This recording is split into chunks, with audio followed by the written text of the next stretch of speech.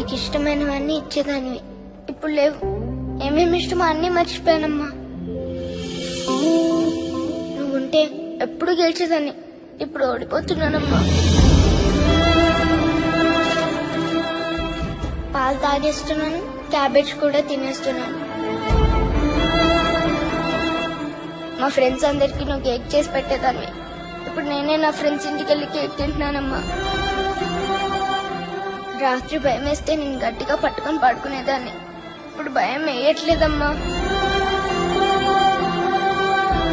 ఎవరికి చెప్పనమ్మా, నీకు తెలీదా నన్ను అట్లా వదిలి వెళ్ళకూడదని?